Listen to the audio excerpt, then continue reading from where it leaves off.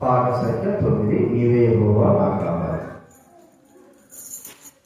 నీవే యెహోవా నా కాపరివి, నీవే యెహోవా నా కాపరివి.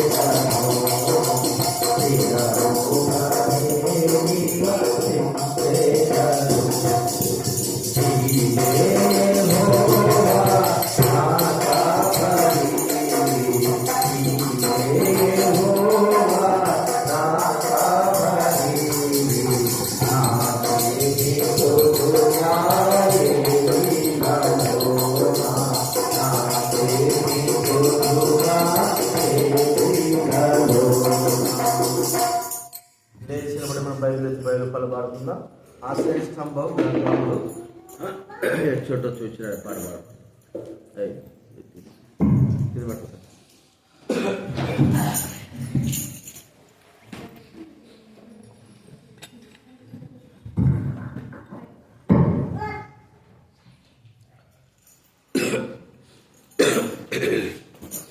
అది ఆన్ చేస్తా, అది ఆన్ చేసి శ్రేష్టంభౌ గ్రంథములో చూచి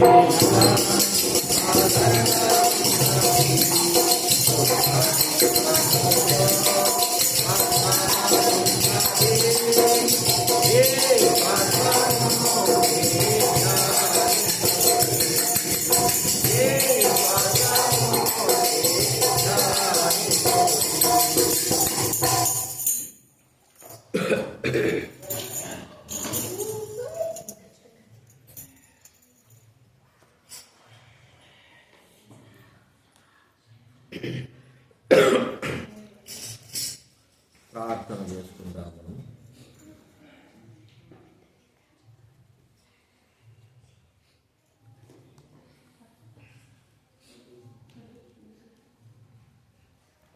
ప్రార్థన చేసుకుందాం. ప్రార్థించాలి. దేవుడి వాక్యం కొరకై మనము ప్రార్థన చేస్తాం. పరలోకమందున తండ్రి, ప్రభు అయిన యేసు నామమున మీకు వందనాలు చెల్లిస్తా ఉన్నా. ఈరోజు మీ పాదసంలో చేరి ప్రభు ఆరాధించడానికే వచ్చుతున్నా. నన్ను మమ్మల్ని మీరు ఎరిగిన దేవుడు వందనాలు చెల్లిస్తా ఉన్నా. మా జీవితాలు ఎరిగిన దేవుడు, మా బ్రతుకులు ఎరిగిన దేవుడు, మేము ఏం చేస్తున్నామో ఎరిగిన దేవుడు, సమస్తాన్ని తెలుసుకున్న దేవుడు, మీకు బరువు ఏది కూడా చెప్పాము. కాబట్టి మేము మిమ్మల్ని స్థుతించి కనపరచడానికి ఇదిగో మీ పాసంలో వచ్చుతున్నాం. మీ మాట కొరకై చూస్తున్నాం. వాక్యం బట్టి నేను మిమ్మల్ని స్థుతించి ఆరాధించి కనపరచుకు సహాయం చేయండి ప్రభా. ఇంకా రావాల్సిన తీసుకురండి. ఎవరైతే రాలేకపోయినారో వారి హృదయాలకు కార్యం జరిగించాల్సిన చేస్తున్నాం. వారితో మాట్లాడాల్సిన చేస్తున్నాం. చూపించవలసిన చేస్తున్నాం. మహిమాగత ప్రభావాలు చేస్తాం. కృతజ్ఞతాపూర్వకంగా యేసు నామమున ప్రార్థించడి వెళుచున్నాం తండ్రి. దేవుడి వాక్యం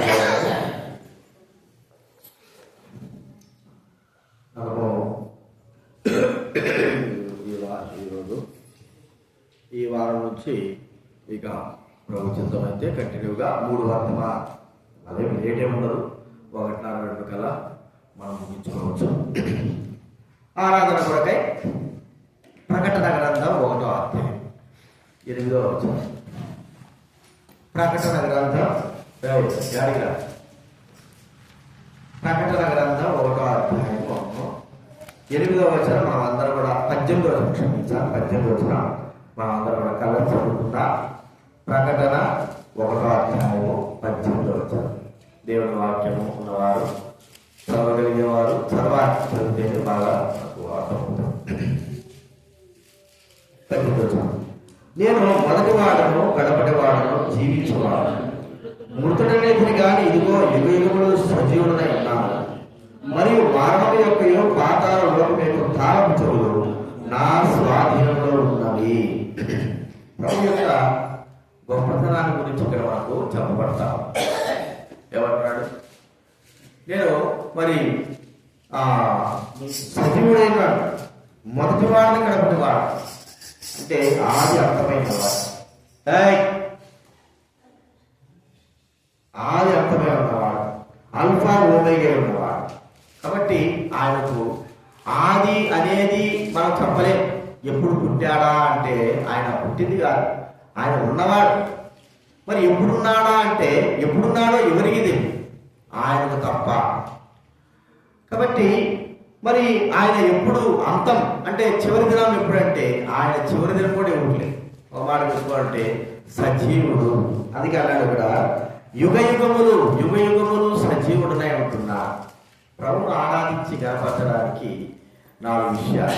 ఆయన గొప్పతనాన్ని గురించి చూస్తే ఆయన ఆదిలో ఉన్నవాడు. అంతంలో కూడా ఒకవేళ ఈ భూమి గురించి మనం ఆలోచిస్తే భూమి ఆది ఎప్పుడు మొదలైందో ఆయన చేసినప్పటి నుంచి మొదలైంది.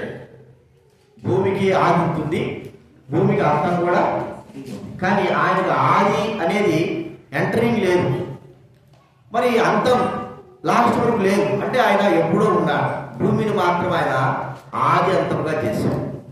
మనం ఆలోచిస్తే ఆయన ఆది అంతమై అల్ఫా ఓమెగై ఉన్నవాడుగా ఉన్నవాడు. చూడండి, ఇలాంటి గొప్ప ప్రభువు ఆయన కంటే ముందు ఎవరైనా ఉన్నారా అంటే ఎవరు లేరు. ఆయన తర్వాత ఎవరైనా వస్తారంటే ఆయన తర్వాత ఎవరు కూడా రా, మరి ఎవరు లేరు. మరి అలాంటిది ఆయన మన విషయమై ఏమని ఆలోచించాడు? మన విషయమై ఆలోచిస్తే ఆయన ఆదిలో ఉన్నట్టుగానే ఆయన దృష్టిలో కూడా మనం ఆదిలో ఉన్నాము అన్నట్టుగా మనం ఇక్కడ వాక్యంలో చూసుకోవచ్చు. అంటే ఆయన ఉన్నాడు, మనం లేము. ఆయన అనుకున్నాడు కాబట్టే మనం ఉన్నాం. ఆయన తలంచుకున్నాడు కాబట్టి ఆదిలో మనం ఉంటున్నాం. అంటే ఎలా ఉన్నాం? ఆయన అనుకున్నాడు కాబట్టే, ఆయన ఆలోచనలో ఉన్నాము కాబట్టే మనం ఉన్నాము అని చెప్పుకోవాలి. లేకపోతే మనము ఏ పాటి వారు? చూడండి, దేవుడు ఆది ఉన్నట్టుగా మనం కూడా తన అనుకున్నట్టుగా మనం కూడా ఆదిలో ఉన్నట్టుగా మనకు దైవవాక్యం మనకి ఇక్కడ చెప్పబడతాం. చూడండి, ఎఫెసీ రాసిన పత్రిక 1వ అధ్యాయం. ఎఫెసీ రాసిన పత్రిక 1వ అధ్యాయము 6వ వచనం. ఎఫెసీ రాసిన పత్రిక 1:6లో ఇక్కడ తన ప్రియుని యందు తాను ఉచితంగా మనకు అనుగ్రహించిన 4 వరకు కలిసి ఉంటాయి. మనకు అనుగ్రహించిన తన కృపామహిమకు కీర్తి కలిగినట్లు తన చిత్త ప్రకారమైన దయాసంకల్పం చొప్పున యేసుక్రీస్తు ద్వారా తనకు కుమారునిగా స్వీకరించుటకై మనలను ముందుగా తన కోసము ఆదిలో నిర్ణయించుకొని మనము తన ఎదుట పరిశుద్ధులను నిర్దోషుడు వల్లని జగత్తు పునాది వేయబడక మునిపే ఆయన ప్రేమ చేత క్రీస్తులో ఏర్పడుతున్నాడు. ఈ జగత్తు పునాది వేయబడక మునిపి ఎవరున్నారు అంటే ప్రభువైన యేసుక్రీస్తు వారు ఉన్నారు. చూడండి, యోహాను సువార్త 17వ అధ్యాయం. యోహాను సువార్త 17వ అధ్యాయం.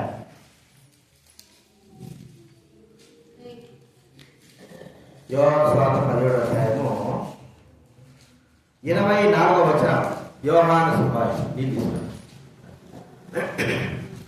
సువార్త 17వ అధ్యాయము 24వ వచనం దయచేసి చదవండి ఎవరైనా. తండ్రి, నేను ఎక్కడ ఉండునో అక్కడ నీవు నాకు అనుగ్రహించిన వారిలో నాతో కూడా ఉండవాలని నీవు నాకు అనుగ్రహించిన నా మహిమను వారు చూడవాలని కోరుచున్నాను. జగత్తు పునాది వేయబడక మునిపే నీవు నన్ను ప్రేమించావు. ఏంటండి? జగత్తు పునాది వేయబడకప్పుడు ఎవరు ప్రేమించాడు? జగత్తు పునాది వేయబడక మునిపే ఎవరు ప్రేమించాడు? ప్రభువైన యేసుక్రీస్తు వారిని ప్రేమించాడు. జగత్తు పునాది వేయబడక మునిపే. కాబట్టి జగత్తు పునాది వేయబడక మునిపే క్రీస్తు. అంటే క్రీస్తు వారు ఎప్పుడున్నాడు? జగత్తు పునాది వేయబడక మునిపే అంటే ఆయన ఆది ఉన్నవాడు, ఆయన ఆదిలో ఉన్నవాడు. అయితే ప్రభువైన యేసుక్రీస్తు వారు ఇక్కడ ఎందుకు అవాడు చెప్తున్నాడంటే తండ్రితో పాటు ఉన్నవాడు కుమారుడు. తండ్రి ఎప్పుడున్నాడో కుమారుడు కూడా అప్పుడే ఉన్నాడు. కాబట్టి మరి తండ్రి యొక్క ఆలోచన ఉద్దేశం ఏమిటంటే తండ్రి కుమారుడు తను ఎప్పుడైతే ఉన్నాడో, తండ్రితో పాటు ఎప్పుడైతే ఆయన ఉన్నాడో అప్పుడే మన విషయమే ఆయన ఆలోచన కలిగిన వాడుగా ఉన్నట్టుగా మనకి ఇక్కడ కనబడతారు. జగత్తు పునాది వేయబడక మునిపే ప్రేమ. చూడండి, తండ్రి ఎప్పుడున్నాడో తెలియదు, తండ్రితో పాటు కుమారుడు ఎప్పుడున్నాడో తెలియదు. అయితే కుమారుడు ఉన్నప్పుడు తండ్రి యొక్క ఆలోచన అప్పుడే ఆయన మనల్ని తన దృష్టిలో ఉంచినాడు అనేది మనం గుర్తించుకోవాలి. ఉంచుతూ ఆయన తన ప్రేమను మన పట్ల చూపిస్తూ వచ్చాడు. అయితే ఎప్పుడు ఆయన దృష్టిలో ఉంచాడో తెలియదు, కానీ ఆయన తన ప్రేమను ఈ భూలోకంలో కుమారుని పంపించడం ద్వారా జరిగింది. ఆది అంతము లేనటువంటి కుమారుని ఈ లోకం పంపించడం ద్వారా అనాది కాల సంకల్పాల ప్రకారంగానే మనం దేవుని దృష్టిలో ఉన్నాము అని ఈ మాట ప్రకారంగా యేసుక్రీస్తు రాక ప్రకారంగా మనకు గ్రహించుకోవాలి. కాబట్టి దేవుడు ఆది అంతమై ఉన్నాడు. కాబట్టి కుమారుడు ఆది అంతమై ఉన్నాడు. వీరి దృష్టిలో మనం ఎప్పుడో ఉన్నాం కాబట్టి భూమి పునాది వేయబడక మునిపే ఆయన క్రీస్తుని ఏర్పరచుకొని సమయాన్ని బట్టి ఆయన ఏం చేశాడంటే మానుషులైన మానవుల్ని జన్మింపజేశాడు. అది మనం గుర్తించుకోవాలి. ఈ యొక్క స్థాయికి, ఈ అర్హతకి, ఈ ఆలోచనకి, ఆ ప్రభు యొక్క ఆలోచనకి మనం ఎంత మాత్రం సరిపోం. మనము ప్రభుతో తన కుమారుడైన యేసుక్రీస్తు వారితో సమానంగా ఉండడానికి, మరి ఆ కుమారుడిని ప్రేమించినట్టుగా మనం ప్రేమించడానికి మనకు అర్హత, యోగ్యత ఎంత మాత్రం లేదు అని మనం ఒకసారి గుర్తుంచుకోవాలి. కాబట్టి ప్రియమైన వారి మీద అంత గొప్ప దేవుడు, అల్ఫా ఒమేగా అయిన దేవుడు, ఆయన ఉన్నప్పుడే తన దృష్టిలో మనం ఎప్పుడున్నాడో తెలియదు కానీ ఆయన ఉన్నప్పుడే తన దృష్టిలో మనల్ని ఏర్పరచుకున్నాడని, తన కుమారుడైన యేసుక్రీస్తు వారితో మరి మనల్ని ఉద్దేశించి మనల్ని ఏర్పరచుకొని నియమించినాడని మనం గ్రహించాలి. కాబట్టి గుర్తించుకుందాం. మొట్టమొదటిగా తండ్రి దేవుడు అల్ఫా ఒమేగా ఉన్నాడు, కుమారుడైన దేవుడు అల్ఫా ఒమేగా ఉన్నారు. వారు ఆది అంతం లేని వారు, వారు ఎప్పుడున్నారో తెలియదు. మరి ఒకరిలో ఒకరు ఏకమే ఉంటున్నారు. అయితే ఆ సందర్భంలో అప్పుడే తండ్రి మన విషయమై, ప్రజల విషయమైన ఉద్దేశములు కలిగిన వాడుగా ఉన్నాడు. ఆ ఉద్దేశాన్ని నెరవేర్చడానికి ప్రభువైన యేసుక్రీస్తు వారు పంపి ఆ ఉద్దేశాన్ని పరిపూర్ణంగా మన పట్ల నెరవేర్చాడు. కాబట్టి జగత్తు పునాది వేయబడక మునిపే ప్రేమించిన ప్రేమను బట్టి, ఉద్దేశాలను బట్టి మనము మొట్టమొదటిగా ప్రభువును స్తుతించవలసిన వారంగా ఉంటున్నాం. ఆదిలో ప్రేమించాడు, అంతంలో కూడా ప్రేమించేవాడు. ఆదిలో ఆయన దృష్టిలో మనం ఉన్నాము, అంతంలో కూడా ఆయన దృష్టిలో మనము ఉంటున్నాం. వేరే వాళ్ళు లేరు. ఆదిలో మన దృష్టిలో ఉన్నాము, అంతంలో కూడా ఆయన దృష్టిలోనే ఉంటున్నాం. అంటే ఈ స్థాయికి, ఇంత స్థాయికి మనం మనుషులమైన మనం రావడానికి కారణం ఏంటంటే ఏమీ లేదు, మనకు ఏమీ లేదు. కానీ దేవుడు తన దృష్టిలో మనల్ని ఉంచాడు. కింద కదా ఇది అన్నారు, కింద కదా మోటార్. కానీ గుర్తించుకో, ఇది మొట్టమొదటి చూస్తుంటున్నా. ఆ ప్రపంచ దేవుడు తన గొప్పతనాన్ని చూపిస్తూ ఆ గొప్పతనంలో మనం ఎలాగున్నామో మనకు ఒకసారి గుర్తింపు చేస్తున్నాడు. ఆయన గొప్పతనం ఏమిటి? ఆదిలో ఉన్నవాడు, ఎప్పుడున్నాడో తెలియదు, అంతంలో కూడా ఆయనే ఉండేవాడు. ఒకవేళ భూమి పాడైపోయినా, ఈ విశ్వమే పాడైపోయినా అంత తర్వాత కూడా ఉంటాడు. అయితే అలాంటి ఆ ప్రభు దృష్టిలో ఆదిలో మనం ఉంటున్నాము, అంతంలో కూడా మనం ఉంటున్నాం. ఈ స్థాయిలోకి దేవతలు రాలేదు, కెరువులు సెరువులు రాలేదు, సాతాను రాలేదు, గొప్ప గొప్ప వారు ఎవరు రాలేదు. కానీ ఆయన దృష్టిలో మనం ఉన్నామంటే దాన్ని మనం గుర్తించుకోవాల్సిన వారంగా ప్రభువును స్తుతించాలి. ఇది మొట్టమొదటి చూస్తున్నాం. రెండోదిగా ఇలాంటి వాడు, ఇదిగో మృతుడనైతిని, యుగ యుగములు నేనేం చేస్తున్నా అంటాడు. చూడండి, ప్రకటన 1వ అధ్యాయంలో 18వ వచనం. ప్రకటన గ్రంథం 1:18 నేను చదువుతానండి. నేను మొదటి వాడను, కడపటి వాడను, జీవించువాడను, మృతుడనైతిని కానీ ఇదిగో యుగ యుగములు సజీవుడనై ఉన్నాను. చనిపోయేవాడు ఆయనే, బ్రతికేవాడు చనిపోయేవాడు ఆయన. అంటే చచ్చిపో. ప్రభువుకి యొక్క శక్తి ఏమిటి? దేవుడికి మరణం అనేది లేదు, ప్రభువుకు మరణం లేదు. మరి కుమారుడైన యేసుక్రీస్తు ఈ లోకంలో మనుష్య రూపం దాకా చనిపోయాడు. బైబిల్ గ్రంథంలో ఉంది, చంపడానికి బ్రతికించడానికి నేను దేవుడనా. చూడండి, మొదటి రాళ్ళ గ్రంథము 2వ రాళ్ళ గ్రంథం 7వ అధ్యాయం 5వ అధ్యాయం 7వ వచనం. 2వ రాజుల గ్రంథం 2వ రాజులు 5వ అధ్యాయం 7వ వచనం. దయచేసి చదవండి ఎవరైనా. పత్రికను చదివి చెప్పుకొని చంపుటకును బ్రతికించుటకును నేను దేవుడనా. చంపుటకు బ్రతికించడానికి ఎవరు అధికారం కలిగిన వాడు చెప్పండి? దేవుడే. ఒక వ్యక్తిని బ్రతికించాలన్నా, ఒక వ్యక్తిని చంపాలన్నా అది దేవుడి చేతిలో పని అని మనం గుర్తుంచుకోవాలా. కాబట్టి చంపుటకును ఇంకో మాట్లాడు ద్వితీయోపదేశకాండం 32:29 చూడండి. ద్వితీయోపదేశకాండం చదవాలి, ఒకరి తర్వాత వేరే వాళ్ళు కూడా చదవాలి. ద్వితీయోపదేశకాండం 32:39 చదవండి. ద్వితీయోపదేశకాండం 32:39. ఇదిగో ఇదిగో నేనే దేవుడను, ఆ నేను తప్ప వేరొక దేవుడు లేడు, మృతి మృతి నందించువాడను నేను. మృతి నందించువాడను బ్రతికించువాడు. చూడండి అక్కడ ఏమన్నాడు ప్రభు, ఇదిగో నేను మరి మృతుడనైతే గాని యుగయుగములు సజీవుడనే ఉన్నాను. ఆది అంతము లేడట ప్రభు మృతుడయ్యాడు. ఎందుకు మృతుడయ్యాడు మనకు బాగా తెలుసు. మన పాపముల కొరకై ఆ పరమదేవుడే మృతి కావలసిన పరిస్థితి. పరమదేవుడు ఈ లోకంలోకి రావాలి, మనుషు రూపంగా దాచి మన పాపములన్నిటి తలపై వేసుకుని మనం చేసే శిక్ష ఆయన అనుభవించి చనిపోవాలి. అప్పుడు దాని మనకు పాప విమోచన కాదు. ఆ కార్యము మన కొరకై ప్రభువైన యేసుక్రీస్తు వారే చేశాడు. మరి మృతి లేనిటువంటి వ్యక్తి మృతి పొందాడు, మరణం లేనివాడు మరణం పొందాడు, బ్రతికించేవాడు ఆయనే, చనిపోయేవాడు ఆయన. అంటే ఇప్పుడు చూడండి, మనం ఆలోచిస్తే మానవునికి ఏమి ఇస్తున్నాడు? బ్రతికించడం అంటే జీవము కదండి. మానవునికి ఏమి ఇస్తున్నాడు? జీవం ఇచ్చేవాడు ఆయనే, జీవమును తీసేసుకునేవాడు కూడా ప్రభు అన్నాడు, నేను గొర్రెలకు జీవం ఇవ్వడానికి, మరి సమృద్ధిగా ఇవ్వడానికి వచ్చాను. జీవం ఇవ్వడానికి. మానవుడు జీవం లేకోకుండా మృదుడై ఉంటే మరి బ్రతికించేవాడు మరి చంపేవాడు లేదా సృష్టించేవాడు ప్రభు మనకి ఏమిస్తున్నా అంటే నిత్య జీవాన్ని అనుగ్రహించేవాడుగా ఉంటున్నాడు. కాబట్టి మరి బ్రతికింపవాడు ఎలాగైనా బ్రతికిస్తున్నాడు మనల్ని. చచ్చిపోవడం అంటే దాని గురించి మనం చెప్పాల్సిన అవసరం లేదు, చనిపోతాం. కానీ ఎలాగ బ్రతికిస్తున్నాడు, ఏ విధాలు బ్రతికిస్తున్నాడు, ఆ సజీవుడైన దేవుడు ఎలాగ మనల్ని సజీవంగా చేశాడు.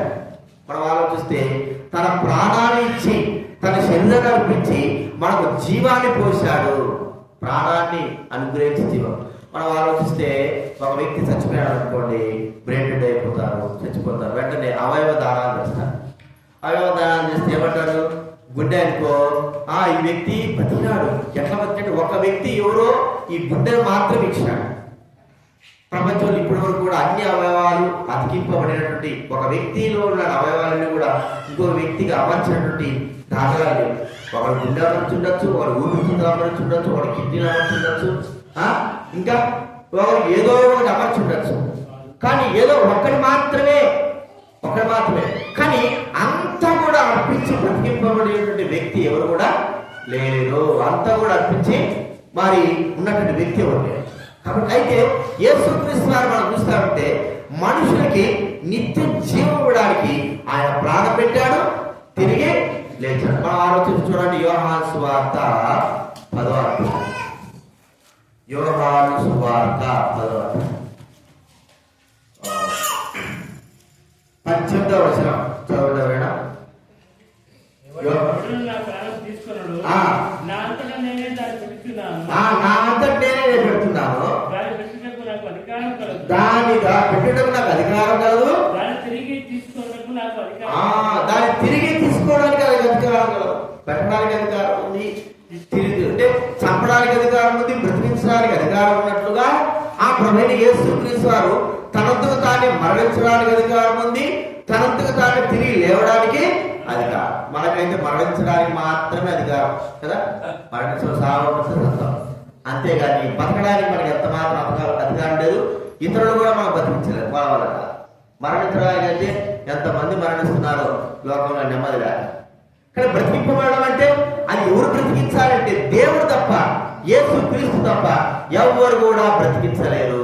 ఆ కార్యం ఎలాగా బ్రతికింపబడడం? అది 2 రోజులతో 3 రోజులతో అయితే ఒక 50 30 సంవత్సరాలతో బ్రతికింపబడడం అని కాదు. చచ్చినటువంటి ఆత్మను ఆయన యుగ యుగాలు బ్రతికించేటువంటి కార్యం ఆయన చేస్తూ వచ్చాడు. అందుకే అన్నాడు, ప్రభువైన యేసునందు విశ్వాసం ఇచ్చిన వాడు నిత్య జీవము కలవాడు. అంటే జీవము మామూలు జీవం కాదది. మామూలు జీవం ఈ లోకంలో చచ్చిపోతాది, ఒక 70 సంవత్సరం ఒక కాలం వచ్చిన తర్వాత మరణిస్తాడు. కానీ ప్రభువు అనుగ్రహించినటువంటి మనకు ఆ జీవం ఏమిటంటే నిత్య జీవము, బ్రతికింపబడతాడు. ప్రియమైన వారుగా చూడండి, ఎంత అధికారం కలిగిన వాడు, చంపడానికి అధికారం కలిగిన వాడు, బ్రతికించడానికి అధికారం కలిగిన వాడు. ఆ అధికారం కలిగిన వాడు ఏం చేశాడంటే చనిపోయినాడు, తిరిగి తనంతకు తానే బ్రతికాడు. ఇప్పుడు మనల్ని ఏం చేస్తాడంటాడా? సజీవులుగా నిత్య జీవం కలిగిన వారుగా యుగయుగాన్ని జీవించే జీవించేవారుగా మనం చేశాడని మనం చూస్తా ఉన్నాం. బైబిల్ గ్రంథంలో ఉంది, మరి నేను యుగ యుగములు జీవించేవాడు నేను జీవిస్తున్నాను కాబట్టి మీరు కూడా జీవించదరు. నేను జీవిస్తున్నాను కాబట్టి మీరు కూడా జీవిస్తారు. మనం ఆయనతో పాటు జీవం కలిగిన వారంగా ఉంటున్నాం. కాబట్టి ప్రియమైన వారిగా ఒకవేళ భూలోకంలో అనుకోవచ్చు, ప్రజలు అనుకున్నారు యేసు ప్రభువు చెప్పినప్పుడు నేను చచ్చిపోతాను, నన్ను తిన్నవాడు మరి నిరంతరం జీవిస్తాడు. ఇదేది చనిపోతా అంటున్నాడు, అది క్రీస్తు వచ్చినప్పుడు ఎల్లప్పుడు ఉంటాడంటాడన్నాడు కదా. మరి యేసు ప్రభువు వారు ఈయన క్రీస్తు అయితే ఎల్లప్పుడు ఉండాలని ఎందుకు చచ్చిపోతున్నాడు? రెండోదిగా ఆయన అంటున్నాడు, నా శరీరం తిన్నవాడు నా రక్తం తాగినవాడు వారు నిరంతరం జీవిస్తాడు. వారికి అర్థం కాలేదు భౌతిక సంబంధంగా శరీరమా భౌతిక సంబంధంగా మరణమా అని అర్థం కాలేదు. కానీ ప్రభు వారు చెప్పిన మాట ఆత్మ సంబంధమైన మాట. మన ఆత్మల గురించి చచ్చిన మన ఆత్మను ప్రభు అయిన దేవుడు ఏం చేశాడంటే బ్రతికించినాడు. ఎలాగ బ్రతికించినాడు? తన ప్రాణాన్ని అడ్డుపెట్టి మనల్ని బ్రతికించాడు. ఈ అడ్డుపెట్టే నేపథ్యంలో ఆయన మనకు చనిపోయి ఆయనగా లేచిన తర్వాత మనకందరూ కూడా నిత్య జీవాన్ని ప్రసాదించేశాడు. ఎవరైతే విశ్వసిస్తారో ఆ వ్యక్తి నిత్య జీవం గలవాడు. బైబిల్ గ్రంథంలో ఉంది, 1 యోహాను రాసిన పత్రిక 5వ అధ్యాయం. 1 యోహాను రాసిన పత్రిక 5వ అధ్యాయం 12వ వచనం అలాగే 11వ వచనం చదవండి. 1 యోహాను రాసిన పత్రిక 5వ అధ్యాయము 11 12 చదవాలి. దేవుడు మనకు జీవమును దయచేసెను, ఈ జీవము ఆయన కుమారుడు ఉన్నది. జీవం గలవాడు అంగీకరింపని వాడు, జీవం లేనివాడు అంగీకరించేవాడు జీవం గలవాడు. చూడండి, ఎరుగుట అంగీకరించుట ప్రభువు యేసుక్రీస్తును అంగీకరించడము నిత్య జీవముతో సమానము. ఇది నాన్న చంపేవాడు బ్రతికించేవాడు ఏమైపోయాడు? మన కొరకు చనిపోయినాడు. చంపేవాడు బ్రతికించేవాడు చనిపోయి సజీవుడైపోయినాడు. సజీవుడయ్యి ఇప్పుడు మనల్ని ఏం చేశాడంటే తనతో పాటు మనల్ని సజీవులుగా చేశాడు. మనమందరం కూడా ఇప్పుడు ఎవరు బట్టి సజీవులము. క్రీస్తుని అంగీకరించిన మనము సజీవం కలిగిన వారు, జీవం కలిగిన వారు కూడా మనం చూస్తా ఉంటున్నాం. కాబట్టి ప్రభువును స్తుతించి కనపరచాలి. ఆయన రక్తంలో ఆయన శరీరంలో పాల్పొందిన మనము ఈ శరీరం తిని నా శరీరం తిని నా రక్తం త్రాగువాడు నిత్య జీవం గలవాడు, వాడు చనిపోయినా కూడా బ్రతుకుతాడు.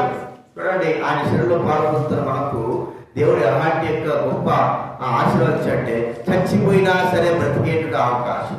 అనగా ఆ జీవం మనకు వచ్చేసి ఇక మనము బ్రతికే ఉంటాము, నిరంతరము బ్రతికే ఉన్నటువంటి అనుభవం కలిగిన వారంగా ఉంటారు. కాబట్టి ఈ విషయాలు గుర్తుపెట్టుకున్నా.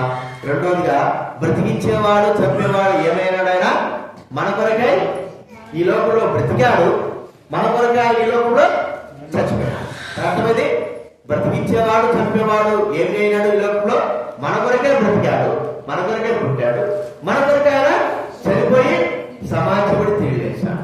కాబట్టి ఆ ప్రభువైన యేసుక్రీస్తు వారు ఈ కార్యం చేయడం ద్వారా మనకు కలిగిన లాభం ఏమిటి అంటే చెప్పండి, ఏం కలిగింది మనకు? ఆ లాభము నిత్య జీవం మనకు అనుగ్రహింపబడింది. ఇది రెండో మనం చూసుకుంటున్నాం.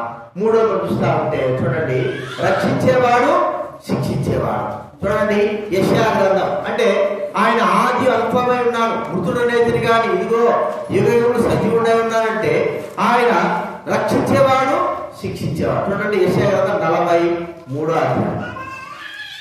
యెషయా గ్రంథం 43వ అధ్యాయం 43వ అధ్యాయము 3వ వచనం చదువుతారా?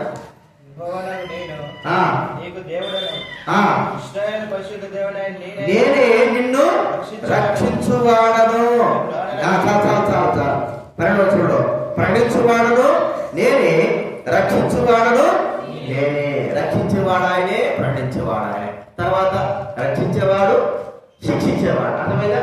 రక్షించేవాడు ఆది అంతమైన దేవుడు. రెండు విధాలు చెప్పుకుంటున్నాడు నేను.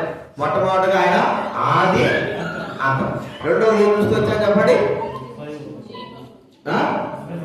బ్రతికించేవాడు చంపేవాడు. మూడోది ఏం చెప్తున్నాము? రక్షించేవాడు శిక్షించే. ఇప్పుడు రక్షించేవాడు శిక్షించేవాడు. చూడండి, ద్వితీయోపదేశ కాండం 8వ అధ్యాయం. ద్వితీయోపదేశ కాండము 8వ అధ్యాయము 5వ వచనం చదవండి. 8వ అధ్యాయం 5వ వచనం. 5వ వచనం. ఒకడు తన కుమారుని ఎట్లు శిక్షించనో అట్లే నీ దేవుడిని యెహోవా నిన్ను శిక్షించేవాడు నీవు తెలుసుకో. ఎట్లా అంటే ఒక తన కుమారుడు ఏం చేశాడంట? శిక్షించేవాడు. అయితే ఇక్కడ రక్షించేవాడు శిక్షించేవాడు ఆయనే, ఎవరు లేరు అనేది మనం ఒకసారి గుర్తించుకోవాలా. కాబట్టి ప్రియమైన వారు మనం గుర్తించుకుందాం. అన్ని జనులు కూడా శిక్షించేవాడు. ఈ రక్షించేవాడు శిక్షించేవాడు చేసే కార్యం ప్రభువైన తండ్రి అయిన దేవుడు మరి రక్షిస్తూ శిక్షించేవాడు. అయితే ప్రభువైన యేసుక్రీస్తు ఈ భూలోకంలో రక్షించడానికే వచ్చాడు, శిక్షించడానికి ఆయన తీర్పు తీర్చడానికి రాలేదు. చూడండి యోహాను సువార్త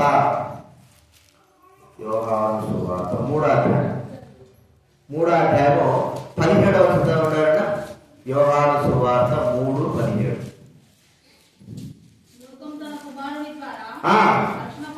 రక్షణ పొందుటకే గాని దేవుడు లోకంలోకి రక్షణ పొందడానికే, తీర్పు తీర్చడానికి, శిక్షించడానికి ప్రభువైన దేవుడు తనను పంపలేదు. చూడండి, అంటే మరి ఆయన నేను ఎవరికి తీర్పు తీర్చను, నేను ఎవరిని శిక్షించను అనేటువంటి మాట మనం ఇక్కడ చూస్తా ఉంటున్నాం. ఆయన రక్షించేవాడుగా ఉంటున్నాడు, శిక్షించేవాడు కూడా. కానీ ఆయన మనం రక్షించాడు.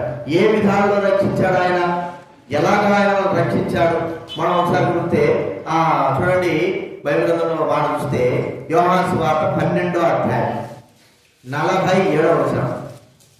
12:47 చదవండి.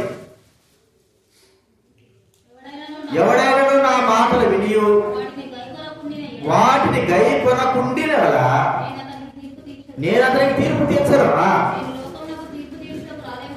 లోకానికి తీర్పు తీర్చడం రాలేదు, ఇదే వచ్చాడండి. లోకాన్ని రక్షించడానికే వచ్చాడు కానీ తీర్పు తీర్చడానికి రాలేదు. కాబట్టి ప్రేమిన వారి మనం చూస్తే రక్షించేవాడు మన విషయమై ఆయన ఎలా రక్షించాడు, ఎలా కాబట్టి దేని నుంచి రక్షించాడు? అపవాదం నుంచి, పాపం నుంచి, లోకం యొక్క కార్యాల నుంచి, లోకపు అన్ని జనుల నుంచి, అన్నిటి నుంచి ఆ ప్రభువైన దేవుడు మనం రక్షిస్తూనే ఉన్నాడు, కాపాడుతూనే ఉన్నాడు. ఎలా, ఏ విధానం అంటే తన అరచేతుల్లో చెప్పుకున్న వాడుగా చూస్తుంటున్నాం. కోడి తన పిల్లల్ని తన రెక్కల కింద ఎలాగైతే ఉంచి రక్షిస్తుందో అలాగే మనం చూస్తుంటున్నాం. ఆపదలో ఉన్నవాడు మరి రక్షణ కొరకై మరి ప్రాధాన్యపడితే ఆ వ్యక్తిని ఇతరులు రక్షించినట్లుగా ఆ విధానంలో ఆయన రక్షించేవాడుగా చూస్తుంటున్నాం. ఎన్నో విధాలుగా, ఎన్నో రీతులుగా రక్షించేవాడు రక్షించినాడు. అయితే శిక్షించడం అంటే అర్థం ఏమిటి? ఆయన శిక్షించడానికి నేను రాలేదు. చూడండి, శిక్షించే అధికారం కూడా ఆయనకు ఉండాలి. కంటే శిక్షించే అధికారం 8వ అధ్యాయంలో చూస్తే అక్కడ పాపాత్మురాలైన స్త్రీ ఆమె పాపం చేస్తూ పట్టబడితే ప్రజలు తీసుకొచ్చారు, రాళ్ళతో కొట్టాలి, నువ్వేం చెప్తావు చెప్పు, యేసుప్రభువా ఈమె పాపం చేస్తా ఉంటే పట్టబడిందన్న. కాబట్టి ఆయన అన్నాడు, మరి శిక్షించే అధికారం ఎవరుకుంది? వారికి అందరికి అధికారం ఉన్నట్టుగా వారు రాళ్ళెత్తారు కానీ వారికి అధికారం ఎంత మాత్రం లేదు. ఎందుకంటే వారు పాపములో ఉన్నారు. పాపములో ఉన్న వ్యక్తి మరో వ్యక్తిని ఎలాగ శిక్షించగలడు? ప్రియమైన వారు కదా, కాబట్టి వారు పాపములో ఉన్నారు కాబట్టి రాళ్ళని పారేసిపోయారు. అయితే యేసు ప్రభు పక్కన నిలబడ్డాడు. శిక్షించేవాడు ఉన్నాడు, తిరుగు తీర్చేవాడు ఉన్నాడు. అదే రీతిలో ఆయన ప్రేమించి రక్షించేవాడు కూడా తిరుగు తీర్చడానికి, శిక్షించడానికి సిద్ధంగానే ఉన్నవాడే. ఎందుకంటే యోగ్యత కలిగిన వాడు. అదే రీతిలో తన ప్రేమ కలిగిన బట్టి ఏం చేసేవాడు? కాబట్టి రక్షించడానికి కూడా ఆయన ఉన్నాడు. ఇప్పుడు ఏం చేశాడు ఆయన? మనం ఆలోచిస్తే ఎవరైనా శిక్ష విధించారమ్మా అంటే ఎవరు లేదు ప్రభావం. నేను కూడా శిక్ష విధించాను. శిక్ష విధించే వ్యక్తి, మరి శిక్ష తీర్పు విధించే వ్యక్తి యేసుక్రీస్తు వారే రక్షించడానికి వచ్చాడు కాబట్టి ఆయన శిక్షించలేదు. ఇది మనం గుర్తించుకోవాలి. కాబట్టి ఆయన అర్థమైన దేవుడు ఎంత గొప్పవాడు, ఆయన యుగ సజీవుడు ఉండేవాడు ఎంత గొప్పవాడు అంటే రక్షించేవాడు, శిక్షించేవాడు. కానీ ఆయన రక్షించడానికి వచ్చాడు, మనం రక్షించాడు, శిక్షించడానికి కాదు వచ్చినాయి సకల ప్రజలైన వాడు. అందుకే శిక్షించడానికి ఒకవేళ ఈ భూలోకంలో అలాంటి శిక్ష ప్రభువైన యేసుక్రీస్తు వారి అంగీకరణ మాటది, నా మాటలు విని వాడి గైపురం వాడికి తీర్పు తీర్చాల శిక్ష ఉంది. కానీ తీర్పు తీర్చడానికి రాదు, శిక్షించడానికి రాదు. నన్ను ఎదిరించిన వారు, నన్ను దూషించిన వారికి నేను ప్రేమించడానికే వచ్చా. ఎంతమంది ఎన్ని విధాలుగా ప్రజలైన వారిని ద్వేషిస్తున్నారు, ప్రజలైన వారిని కొడుతున్నారు, ప్రజల వారికి నాశనకాలు చేస్తున్నారు. అయితే యేసు వారి యొక్క మార్గం ఏమిటి? శిక్ష అనేది లేదు, శిక్ష లేదు. ఇప్పటివరకు భూలోకంలో ప్రభువు గురించి తెలుసుకునేంత వరకు, ఆయన ప్రేమను గుర్తించేంత వరకు, ఆయన రక్షించేవాడని గుర్తించేంత వరకు శిక్ష లేదు. ఒకవేళ అలాగ శిక్షించి ఉంటే మనం ఈ దినాన్ని రక్షింపబడేవారు కానే కాదు. అలాగా మరి తండ్రి శిక్షించేలాగా, లేకపోతే తప్పు చేయబడిన వారమైన మనము శిక్షకు అర్హులమైన వారంగా మనం ఉంటే ఈ దినాన్ని రక్షింపబడిన వారమే కానే కాదు.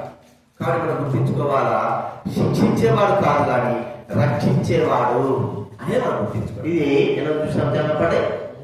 మూడవదిగా చివరి మనం చూస్తుంటే ఆయన ప్రేమ కలిగిన వాడు. దేశము, అసూయ, కక్ష, ఇంకా ఎన్నో విధాలుగా కక్షలు ఇవన్నీ కలిగిన వాడు కాదు, లేదా ఉగ్రత కలిగిన వాడు కాదు. ప్రభు అన్నాడు, నేను ప్రేమ కలిగిన వాడను. ఏమన్నాడు? ప్రేమ. చూడండి, ఇర్మియా గ్రంథం 48వ అధ్యాయం. ఇర్మియా గ్రంథము 48, 14 48వ అధ్యాయం.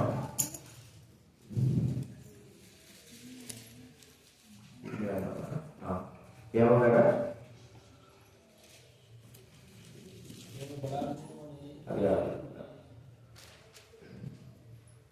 ఆయన నేను ప్రేమ గలవాడను ఆయన మాట మనకు చెప్పబడతా ఉంది. యెహోవా ప్రేమించేవాడు. సరే, అది కాగానే 31వ అధ్యాయం 3వ వచనం ఉండాలి. 31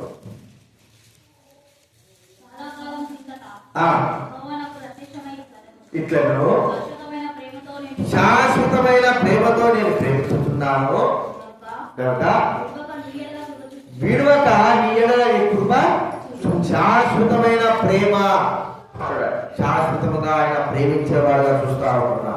ఈయన ప్రేమ అంత గొప్పదిగా ఉంటున్నది. ప్రేమ కలిగిన వాడు, ప్రేమ కూడా ద్వేషము, అసూయ, కక్ష, లేకపోతే ఆయన ఉగ్రత కలిగి ఉంటే మనం రక్షించిపోయేవా.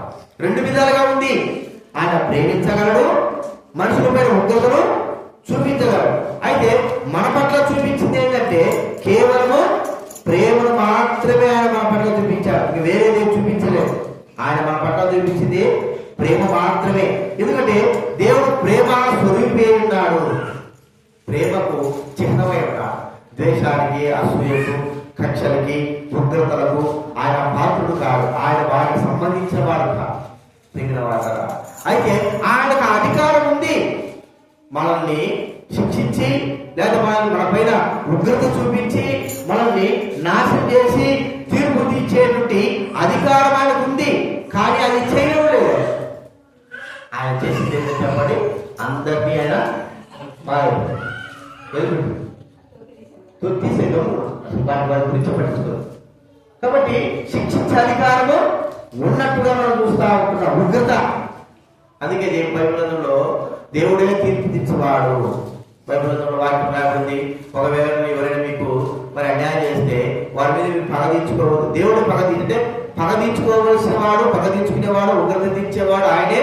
అంత మాత్రం కంటే అంతకంటే ఎక్కువగా ప్రేమించేవాడు కూడా ఆయనే. అయితే ఆయన ఏది చూపించాడు రెండింటిలో మన పట్ల అర్థపడు ప్రేమగా చూపించాడు. ఉగ్రతను, కక్షను, లేకపోతే ఆయన దేశము అయింది కాబట్టి ఉగ్రతను కానీ ఆయన చూపించుంటే మన ఇతరాన్ని నిలిచేవారు ప్రియమైన కదా.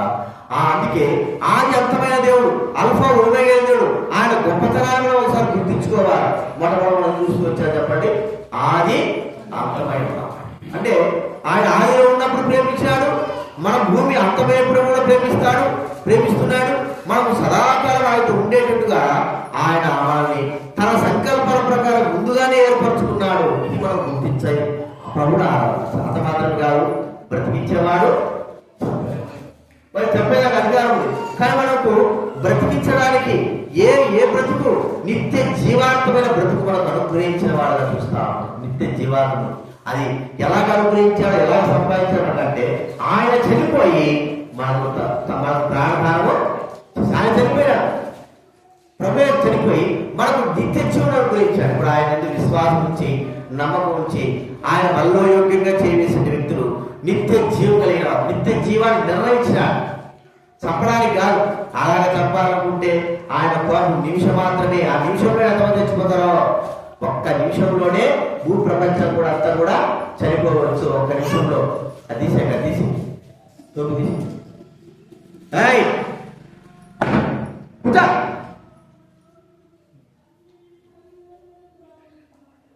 ఒక్క నిమిషంలోనే అంతా కూడా స్మార్ట్ చేస్తారు. ఇది మనం చూసినాం. మూడోది చూస్తూ వచ్చింది చెప్పండి.